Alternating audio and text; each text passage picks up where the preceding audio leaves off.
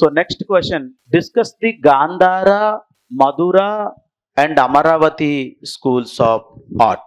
Gandhara, Madura మరియు Amaravati Amaravati Amaravati Amaravati Amaravati art శిల్పాన్ని వివరించండి. Discuss the Gandhara, Mathura, Amaravati schools of art. Gandhara, Mathura, Amaravati శిల్పకళను వివరించండి. Yes, coming to the point అమ్మా. So actually Gandhara, Mathura, Amaravati school of art, this belongs to the post Mauryan period అమ్మా. Post Mauryan period. So post Mauryan period approximately it was started 200 BC to 300 AD. 200 BC to 300 AD. Post Mauryan period. 200 BC to 300 AD. Totally how many years? 500 years. Before the Jesus Christ 200 years. After the Jesus Christ 300 years. 200 plus 300, 500 years. In this period, the beautiful art which was flourished in India, Indian subcontinent, that is Gandhara, Madura and Amaravati. Yes, and let's come to the post-Mauryan period. You know very well, post-Mauryan period, India was disintegrated. It was ruled by different dynasties and the different rulers. 4 foreign dynasties, 4 local dynasties. Foreign dynasties, Indo-Greeks, Sekas, Parthians and Kushans. They were the foreign dynasties. Local dynasties, Sunga dynasty, Sunga, Kanva dynasty, Kanva, Shatavahana dynasty and Chedi dynasty. Why I am explaining this? Actually, these dynasties were the cause for the what it is called as establishment, or you can call it as foundation for this Gandhara, Madura, Amaravati. And let us see. The first one is Gandhara School of Art. You can write down Gandhara Shilpakala School of Art. Gandhara Shilpakala. Yes. I think you might have heard about, we have 16 Mahajanapadas, I told you, in the time of post-Vedic period. Out of 16 Mahajanapadas, 2 Janapadas in northwest part of Indian subcontinent. Indo-Greeks, Sekas, Parthians, Kushans. And these all are foreign dynasties. And local dynasties. Kanva, Shatavahana, Chedi. Time period 200 BC to 300 AD. This time India was ruled by these dynasties. After the Mauryans. Yes, coming to the point. Gandhara School of Art. Gandhara School of Art. Yes, and you know very well, post-Vedic period. I told you post-Vedic, but just we discussed it. Last question. What is the time period post-Vedic? 300 BC. Post-Vedic. Or you can call it as pre-Mauryan. మౌర్యులకు ముందు, ఇది మౌర్యుల తర్వాత. మరి మౌర్యులు ఎక్కడి నుంచి ఎక్కడి వరకు? 300 to 200. Mauryas 300 to 200. Before Mauryans, pre-Mauryan 600 to 300 BC or post-Vedic. And this is post-Mauryan. Clear? Anyway, post-Vedic period 16 Mahajanapadas were formed and 2 are northwest part of India. One is Gandhara and second one is Gandhara and capital Takshila and Pushkalavati, 2 capitals. And Kamboja. Gandhara and Kamboja, these 2 were northwest part of India, the present Pakistan. That time part of Indian subcontinent. అప్పుడు ఏంటమ్మా, భారత ఉపఖండంలో ఉన్న పశ్చిమ వైపు ఉండేవి వాయువ్య. Yes మా, very good. వాయువ్య, నార్త్ వెస్ట్. ఎక్కడ? భారత ఉపఖండంలో. Indian sub continent. ఇప్పుడు ఎక్కడున్నాయి? పాకిస్తాన్లో ఉన్నాయి. And you know very well 1947 August 14, yes, Pakistan the new state or you can called as new country was formed. ఏమ్మా, అయితే ఈ గాంధార స్కూల్ ఆఫ్ ఆర్ట్కి ఎందుకు ఈ పేరు వచ్చిందంటే this school of art flourished at గాంధారాలో. ఇది ఎక్కడ ఆవిర్భవించింది అంటే గాంధారాలో. అందుకే Gandhara school of art. First point Gandhara school of. రెండో పాయింట్, it is a composite culture అమ్మా. కాంపోజిట్ కల్చర్ అంటే మిశ్రమ సంస్కృతి. కల్చర్ అంటే మీకు తెలుసు, సంస్కృతి. మిశ్రమ సంస్కృతి, కాంపోజిట్ కల్చర్. ఇందులో మనకి ఇది యాక్చువల్లీ స్టార్ట్ చేసింది ఎవరు? ముందు ఇండో గ్రీక్స్ అమ్మ. థర్డ్ పాయింట్ రాసుకోండి, మీకు ఎక్స్ప్లెయిన్. Indo Greeks. సో ఈ పాయింట్ గుర్తుండి. ఇండో గ్రీక్స్ ఎక్కడంటే ఇక్కడ ఆఫ్ఘనిస్తాన్ ప్రాంతం ఉందమ్మా. బ్యాక్ట్రియా అనే ప్రాంతం ఉంది. బ్యాక్ట్రియా ప్రజెంట్ ఆఫ్ఘనిస్తాన్ ఏరియా, ఆ ప్రాంతంలో బ్యాక్ట్రియా అనే ప్రాంతం ఉంది. వీళ్ళని బ్యాక్ట్రియన్ గ్రీక్స్ అని పిలిచేవారు. బ్యాక్ట్రియా తెలుగులో కూడా ఉందమ్మా, బ్యాక్ట్రియన్ గ్రీక్స్. అయితే ఈ బ్యాక్ట్రియన్ గ్రీక్స్ ఇలా భారతదేశం వైపు ఇట్లా వస్తూ ఈ నార్త్ వెస్ట్ పార్ట్కి వస్తూ ఇక్కడికి. సో ఇక్కడ భారత సంస్కృతిలో వాళ్ళు మమేకం అయిపోయారు కాబట్టి వీళ్ళని ఇండో గ్రీక్స్ అని పిలవబడుతుంది. They came to Indian subcontinent, India, and they ruled India, some part of India, and they assimilated into Indian culture. అందుకే వీళ్ళని ఏమని పిలుస్తున్నా? Indo Greeks. యాక్చువల్లీ వాళ్ళు ఎవరు? Bactrian Greeks. ఏమా క్లియర్? అయితే ఇండో గ్రీక్స్ దీనికి ఆద్యులు ఎవరు? Gandhara school of art start by Indo Greeks. మరి మిశ్రమ సంస్కృతి అంటే ఏంటి? Indian style and Bactrian Greek style. రెండు స్టైల్స్ మనకు కనబడతాయి ఇక్కడ. Both the styles, Indian style and Greek style, both the styles. ఏమా, both the styles. But one point, though the Indo-Greeks started the Gandhara school of art, it reached at the height of zenith under the Kushans. అంటే గ్రీకులు దీన్ని start చేసినప్పటికీ ఇది అత్యంత అభివృద్ధి చెందిన దశకు కుషానుల అండర్లో వెళ్ళిందమ్మా. Yes, and one more point I will add here. And you know very well, the gold coins introduced by the Indo-Greeks. Yes, and before that we have only silver coins and copper coins. But what happened? The highest gold coins were minted by the Kushans. Like the Gandhara school of art started by the Indo-Greeks, and it reached to the height of the. ఇది అత్యంత ఉన్నత స్థానానికి కుషానుల కాలంలో చేరుకుంది. ఏమా, ఇది compulsory question అమ్మ. ఎందుకంటే సిలబస్లో అట్లా ఇచ్చాడు, కంపల్సరీ అడుగుతాడు. కల్చర్లో పార్ట్ మనకు తెలుసు, language and literature, religion and philosophy, art and architecture. శిల్పకళ, ఆర్ట్లో ఈ క్వశ్చన్ అండర్లైన్ ఇచ్చాడు కాబట్టి ఈ క్వశ్చన్ కంపల్సరీ వస్తుంది. కాబట్టి మీరు రాయాలి, ఎక్కువ మార్కులు తెచ్చుకునే ప్రయత్నం చేయాలి. ఫస్ట్ ఇది గాంధారలో స్టార్ట్ అయ్యింది. దీన్ని ఎవరు స్టార్ట్ చేస్తారు? Indo Greeks. ఇది సెకండ్ పాయింట్ కింద రాసుకోండి అక్కడ, ఓకేనా? థర్డ్ పాయింట్ ఇది కాంపోజిట్ కల్చర్. సో ఎందుకంటే మిశ్రమ సంస్కృతి, ఇందులో ఎవరు? ఇండియా ప్లస్ గ్రీక్, మిశ్రమ సంస్కృతి. సో ఇది గాంధార ఇండో గ్రీక్స్ టైంలో స్టార్ట్ అయినప్పటికీ కుషాన్ల కాలంలో అత్యంత అభివృద్ధి చెందిన దశకు వెళ్ళిపోయింది. Next point, fifth point. One point next I will tell you. Fifth one is it is a religious. It is a non secular. It confine to ఇట్లా కాకుండా it is a religious or you can called as non secular. Religious or you can called as non secular. You can called as religious. That to particularly Buddhism. ఇది మతపరమైనటువంటి శిల్పకళ. First ఈ point రాసుకోండి అమ్మా. ఇది మతపరమైనటువంటి శిల్పకళ. Fifth one ఏ మతానికి సంబంధించింది? Buddhism. Only Buddhism. Right on the point. అందుకే ఇది సెక్యులర్ కాదు. సెక్యులర్ అంటే ఏంటి? అన్ని మతాలు ఉండాలి. కానీ ఇది నాన్ సెక్యులర్. అంటే ఇది సెక్యులర్ అంటే ఏంటమ్మా మీనింగ్ తెలుగులో ఏంటి? లౌకిక కాదు కదా. ఇది ఓన్లీ కన్ఫైన్ టు బుద్ధిజం.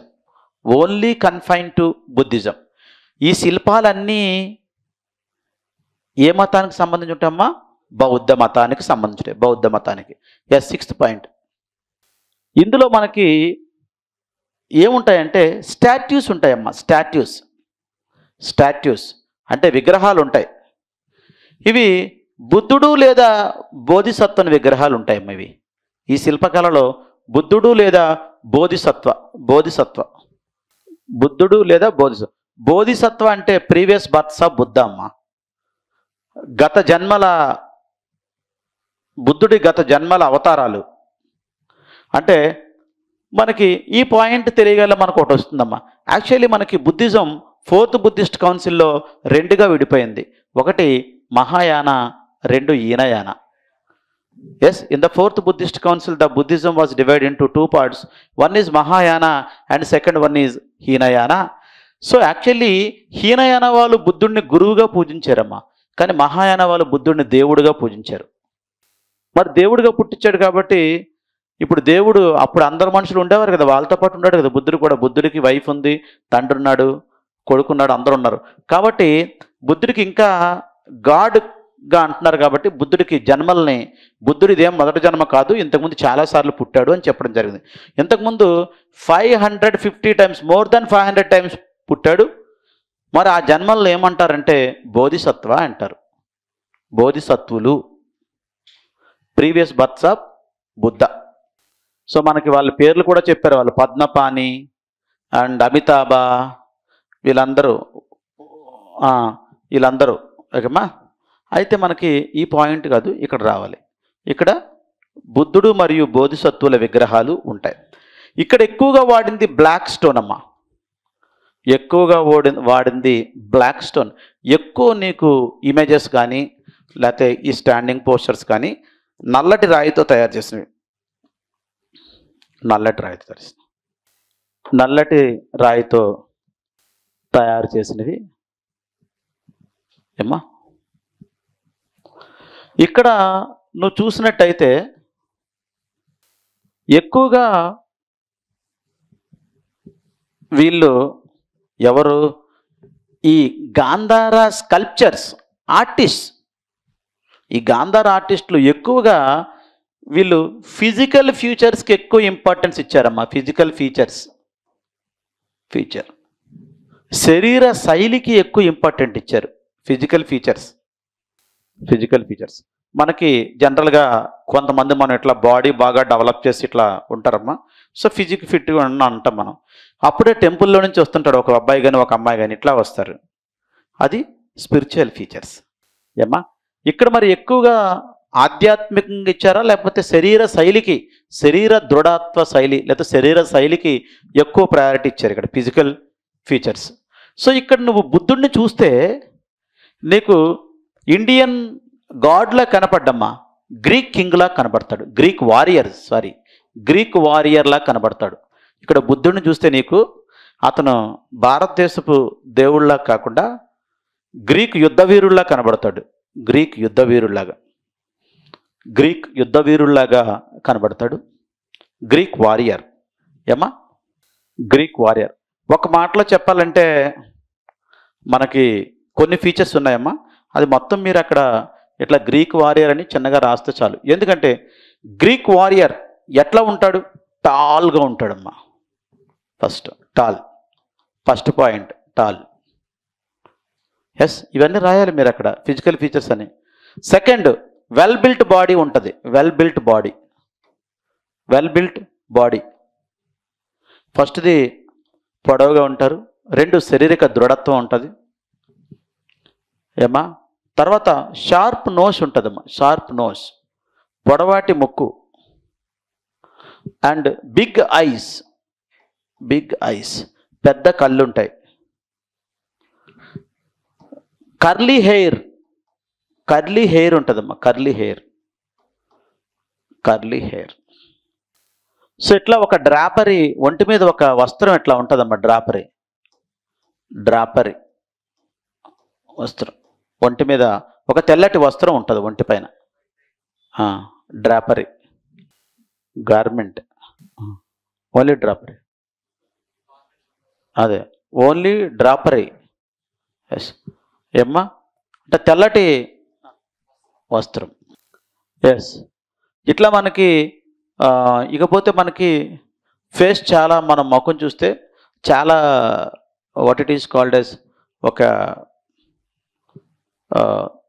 మంచిగా మనకి కనిపిస్తుంటుందమ్మా. అయితే ఇట్లా మనకి తేజోవంతమైన ముఖం కలిగి ఉంటాడు, తేజోవంతం. Yes charming face. సో ఇట్లా మనకి ఉంటుంది. కొన్ని చోట్ల ముస్టాచ్ ఉంటుంది, కొన్ని చోట్ల ఉండదు, Indian style that is. Yes anyway ఇట్లా మనకి గ్రీక్ వారియర్ లాగా యుగం. ఒక మాటలో చెప్పాలంటే మనం బాహుబలి 2లో లాస్ట్ ఫైట్ ఉంటుంది కదా, అక్కడ ప్రభాస్ ఉంటాడు చూసారు, అట్లా ఉంటారు అంతే ఒక మాటలో చెప్పాలంటే. కానీ ఇవి మీకు తెలుసో తెలియదమ్మా, ఇవి చాలా అడుగుల ఎత్తులో ఉంటాయమ్మా. మనం ఉదాహరణకి ఒకటి చెప్తాను, 171 ఫీట్. మనకు అందులో ప్రభాస్ ఎంత ఎత్తు 6 అడుగులు ఉంటే 6 అడుగులు 2, కానీ 171 అడుగులు ఎత్తు. అంటే ఎంత హైట్ చూసుకోండి, 171 ఫీట్. బమియన్లో ఉన్న బుద్ధ, బమియన్ ఆఫ్ఘనిస్తాన్లో ఉందమ్మా, బమియన్ అనే ప్లేసు. ఎస్ ఈ ప్రజెంట్ ఆఫ్ఘనిస్తాన్లో ఉంది. ఇది ఎంత ఎత్తు అంటే 171 ఫీట్. ఇది రాసుకోవాలి మీరు. చాలా ఎత్తైన విగ్రహాలు ఉండేవి. అన్నిట్లో అత్యంత ఎత్తైన విగ్రహం, బౌద్ధ విగ్రహం ఏది అంటే బమియన్ బుద్ధ. బమియన్ బుద్ధ 171 ఫీట్. సో ఇది యునెస్కో వాళ్ళు వచ్చారు, చూశారు. United Nations Education Scientific Cultural Organisation వీళ్ళు వచ్చి ఒక్కసారి ఇట్లా చూసారికి అది చూసి 171 అడుగులు.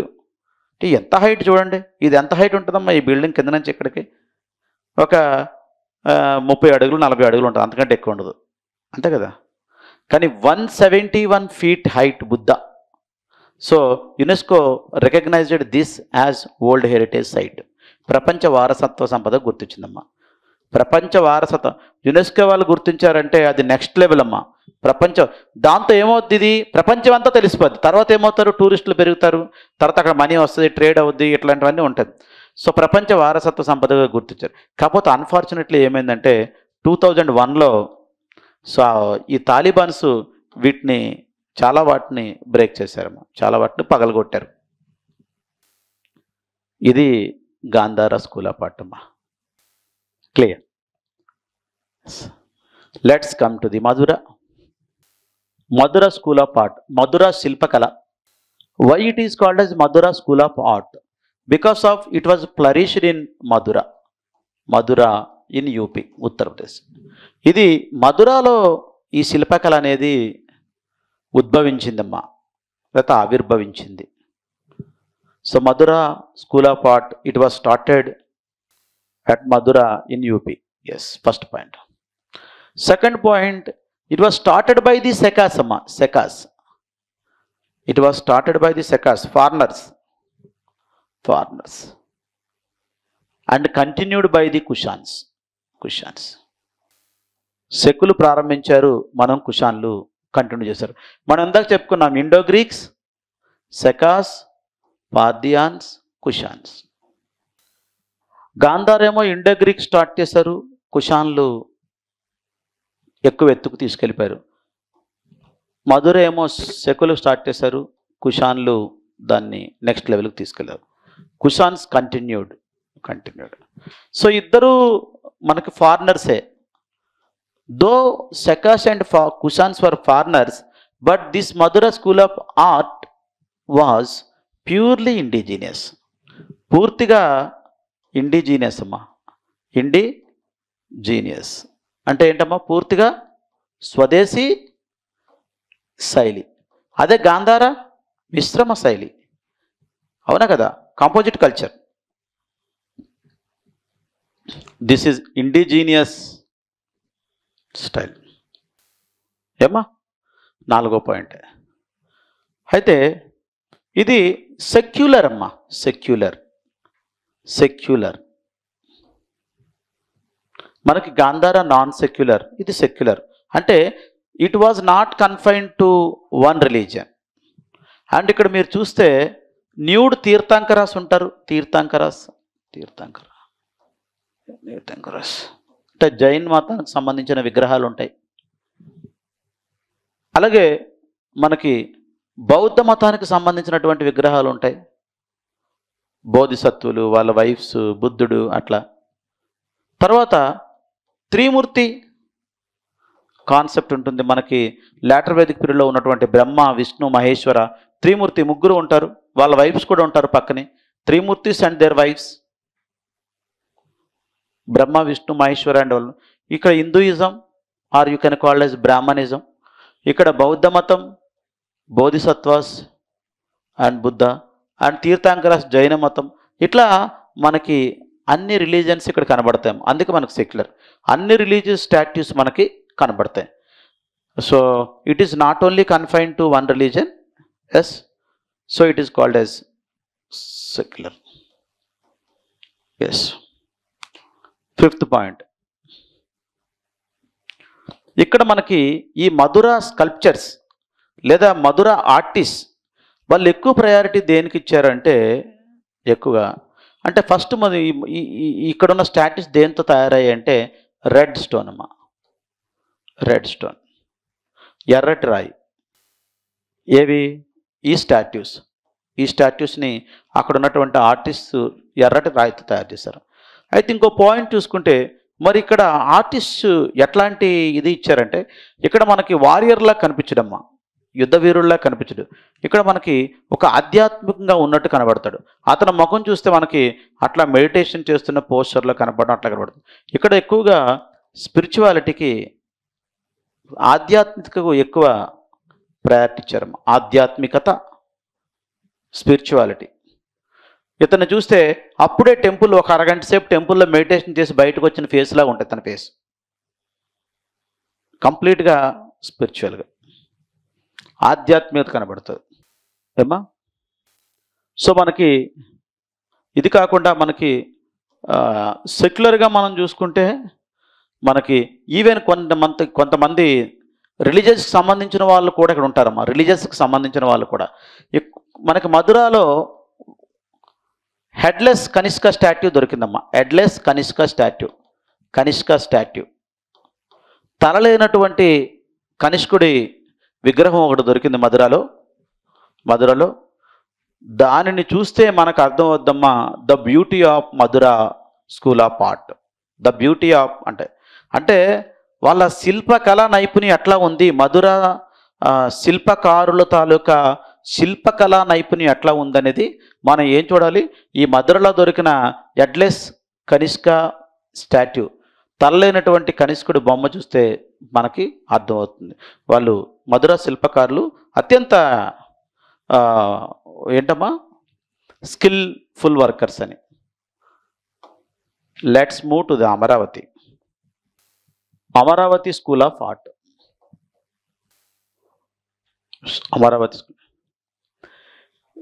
ఈ Amaravati school of art Krishna Godavari ఈ బేసిన్లో ఇది మనకి ఆవిర్భవించినట్టు తెలుస్తుందమ్మా, తెలుస్తుంది. పర్టికులర్గా ఈ అమరావతి అనే ప్రాంతం మనకి ధాన్యకటకగా పిలువబడింది, మనకు తెలుసు. ధాన్యకటక చరిత్రలో ధాన్యకటక ఇది అప్పర్ బ్యాంక్ ఆఫ్ గోదావరి అమ్మా. గోదావరి నది ఒడ్డున ఉంది Godavari, upper bank of Godavari. Amaravati school of art was flourished on the rivers of Krishna Godavari, particularly the Amaravati place, or you can call it as Dhanyakataka in the history, where it was located upper bank of Godavari. That Amaravati School of Art మనం చూసుకుంటే ఇది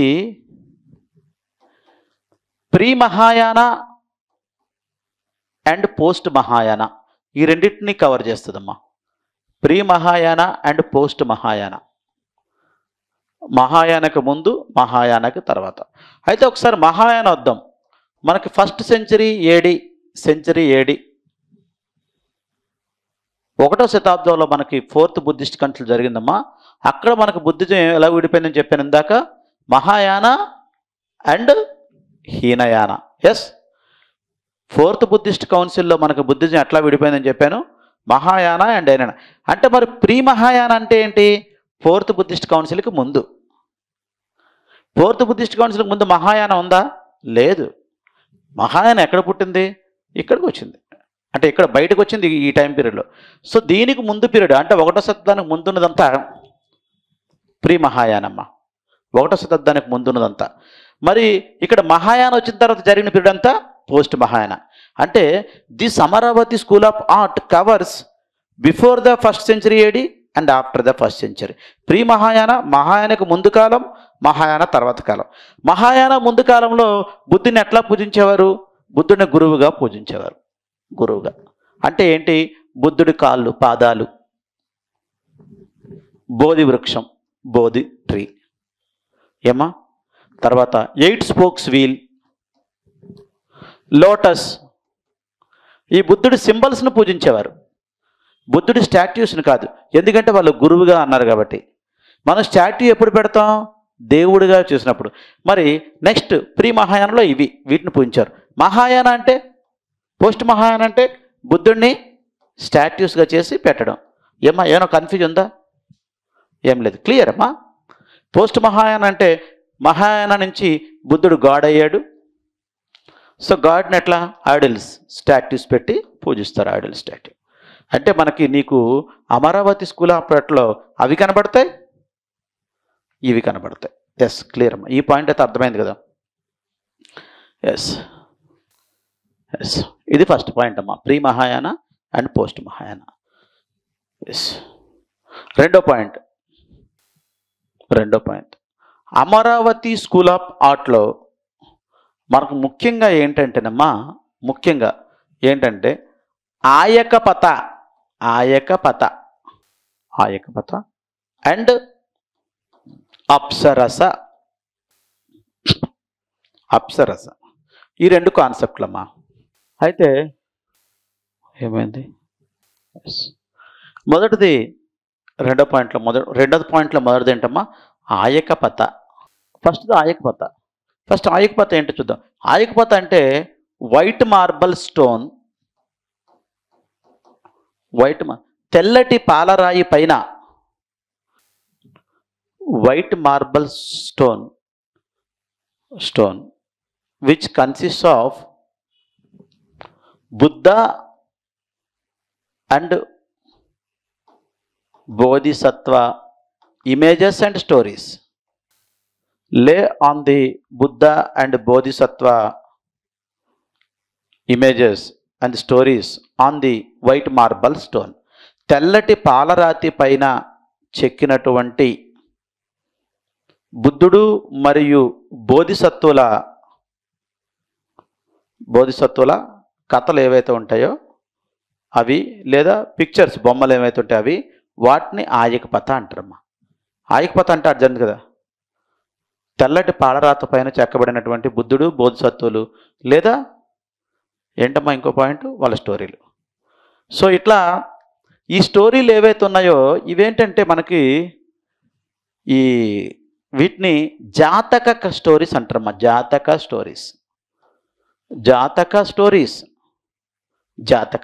జాతక కథలు అంటారు. ఎప్పుడైనా మిమ్మల్ని అడిగితే మీరు ఏం చెప్పారంటే బుద్ధుడు మరియు బోధిసత్వాల గురించి చెప్పినటువంటి కథలు ఏవైతే ఉన్నాయో వాటిని జాతక కథలు అంటారు. ఇవి దిగ్నికయలో రాయబడ్డాయమ్మా. దిగ్నికయ